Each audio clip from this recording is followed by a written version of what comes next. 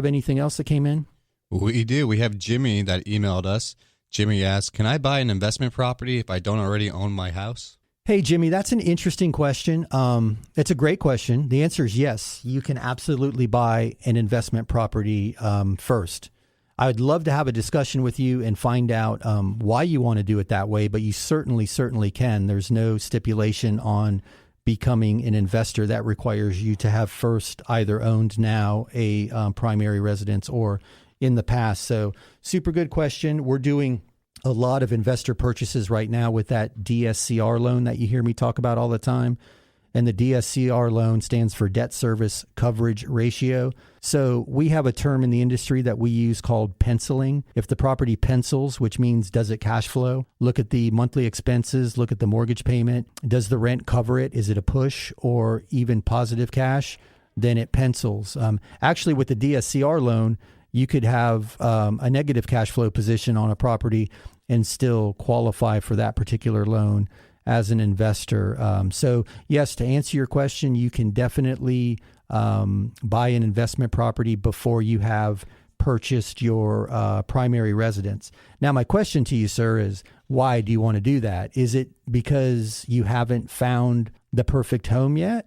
Is it because you subscribe to some financial strategy that believes owning investment property is more savvy than purchasing a primary residence?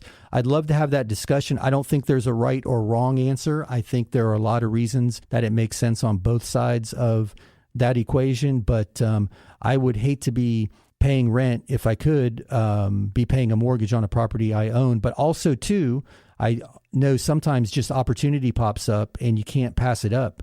You may be out there looking for properties and stumble upon a great rental opportunity.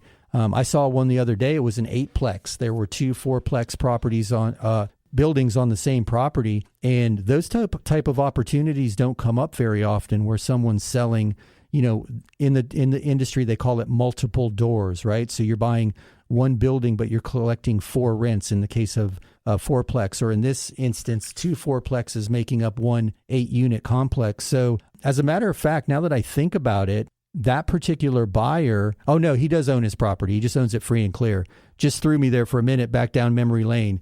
But yeah, so they stumbled upon an opportunity that's not readily available. So to answer your question, you can certainly buy a rental property before you have owned your primary residence. But yeah, I'd love to dig deeper with you on that. Again, the DSCR loan is a great strategy for investors and for first-time investors. That's a product that in the past required that you had some seasoning as a landlord, some experience, if you will, and now that's open to all investors. So you can buy an investment property if you find one out there. If there's a great deal, certainly makes sense to jump on it, as I mentioned, with that 8-unit property that popped on the market. So you hear that rolling up behind me, the sirens and this cool song. Hey, that offer for the free Starbucks card for guessing the song, well, somebody won it. I'm going to share with you on the other side of this break. But 561-291-8569 is the Anytime hotline, or www.mr.mortgage.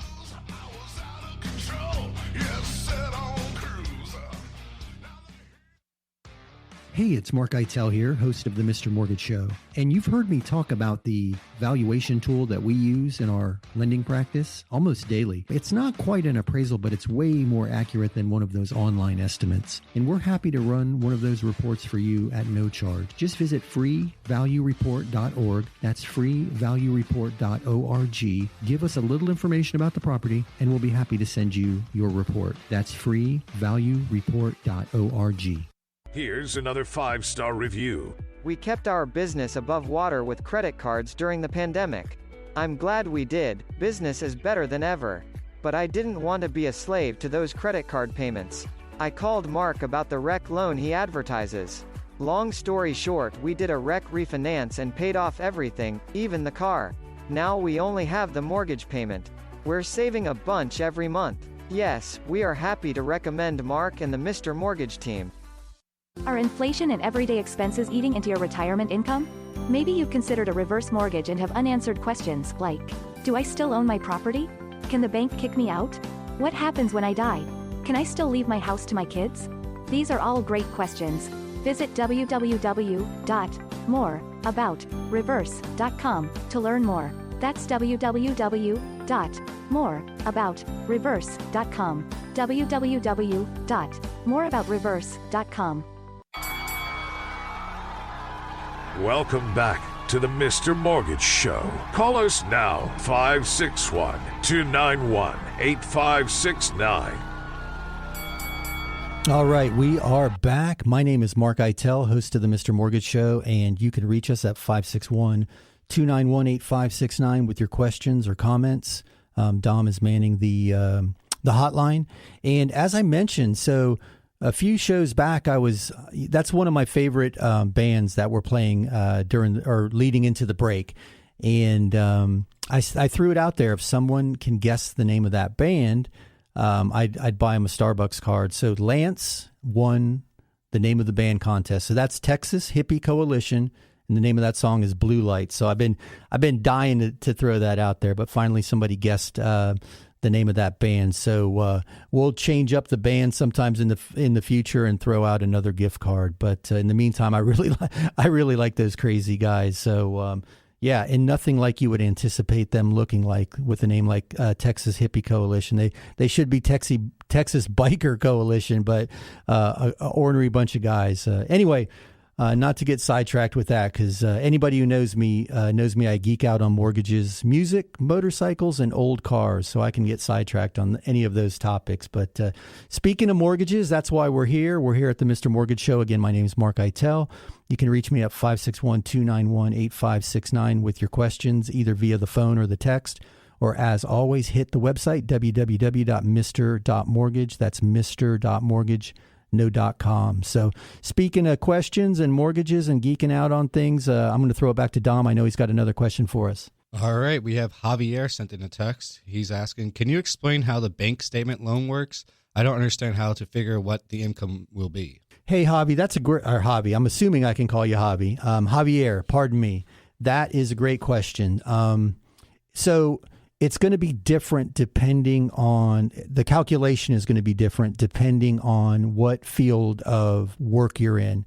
And I'm not going to dive deep into that answer because it's so specific to each individual applicant, if you will. I'm going to encourage you to call 561-291-8569 during the week, and let's set up an opportunity to talk. I'm happy to talk you through it myself, but just to give you an overview how it works. So we take your monthly deposit averages, and depending on the program, it's going to be either 6, 12, or 24 months worth of bank statements, and we're going to look at the average deposits and apply a multiplier to those deposits to determine what your income is. So I'm just going to share one thing to consider. So the reason it's different for everybody, imagine you're a consultant, Javier, and you work from home, and the work product that you produce is mainly your intellect, right? You're creating financial reports, or you're doing research, or you're producing data that your expenses in the production of that work product are your time and your knowledge. So you're not going to have a lot of hard costs, if you will, against producing that saleable work product. Now, if you're a contractor and you're buying materials and you've got to amass all these materials and take them to the job site and assemble them into a work product that's for sale, obviously a big portion of the monies that you're generating each month are expenses against your income generating work product. So that's why it's a little bit different. Here's another scenario. If you're an installer, for example, we have a cabinet installer that we're working with, and his name is Ted. So Ted has a contract with Home Depot and Lowe's, and Ted is the guy who shows up and installs the cabinets. Now, on the surface, it would look like Ted has a lot of expenses against his work product, but he doesn't. He provides the labor necessary to install the cabinets. So in his instance, he gets to use a larger percentage of his gross monthly deposits as income versus the other gentleman who I mentioned, or the other example, I don't know, maybe it's a lady, somebody that I made up, who's a contractor who's buying a lot of material. And then, Javier, I'm not sure what your field of expertise is, but if you're the consultant in that example, you're going to be able to use the highest amount of your deposits as income. So it's a little bit complicated and a little bit too specific to answer the question on the air. I encourage a conversation, and I'm happy to walk you through it. I've got an amazing team specifically built around this type of loan product, so we're happy to help you. But basically, we're looking at your bank statements and the deposits associated with those bank statements as an alternative income verification process versus, pay stubs and W-2s for a traditional employee. So I hope that answers the question. I definitely need a lot more information about what you do and what your expenses are against what you do to adequately answer the question specifically to you. But hopefully that gives you a general idea. And it's a really cool loan program because it opens up an opportunity for a lot of people who normally wouldn't have that opportunity because they write a lot of expenses off against their taxes and they don't show enough income to qualify for, but they may make the money. They're just, they have great bookkeepers, great accountants. So that's what that loan program is specifically designed for. So hope that answers your question or at least gets you started so you can give us a shout or shoot us an email and we'll be happy to dig in deeper with that. So, hey, Dom, do we have any other questions? We do. Stephanie did not want to be on the air, but asked, can I use my crypto account as assets to qualify, or do I have to convert them to dollars for them to count? Stephanie, I have to ask you, did you not want to be on the air because of all that crypto and you don't want the IRS to know about it? No, I'm just kidding. But great question. So there's a new loan program available that we just started offering in the last, I would say, 6 or 8 months at the Mr. Mortgage team. I'm super excited about this program, and I'm going to tell you why. In the past, the conventional lending, Fannie Mae and Freddie Mac, did not recognize crypto as a dollar-for-dollar asset because of the volatility, because it was unknown, it's unproven, it's unestablished. What is this mysterious electronic currency? So in order to get crypto treated as an asset in the past, just as you referred to, you would have to move it into cash. Well, anybody who trades crypto or invests in crypto knows there can be some serious gas fees moving out of a coin into even a Tether coin. They weren't accepting that at one point. So you would have to move it into cash and then move it back into crypto. And you just paid fees on the way out and fees on the way in just to have that asset used to qualify you for the loan. So great question. Now I'm going to share this loan product. I'm in the middle of a loan right now. So I'm going to share some details. Again, not going to disclose who this is, but they're buying. All they do is trade crypto. They've never had a real job. And listen, I'm not saying trading crypto is not a real job. I'm just saying they've never been employed by anyone other than themselves trading crypto. They've amassed a ton of it. So they're going to put, in this instance, 25% down, but they're going to cash out 25% of the purchase price into dollars to make the down payment. But then the rest is staying in crypto, and we're using it not only as the asset required for reserves, which I'm guessing is what you're referring to, but I get to use an asset depletion calculation against the crypto account. So they never have to move it into dollars.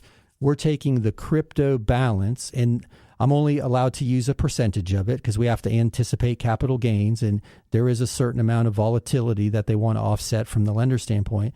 But we're taking a percentage of the portfolio and dividing it by a certain number of months to determine a monthly income. So in this instance, this young couple who's arguably never been employed trades crypto and does it masterfully. They've created a lot of wealth doing it.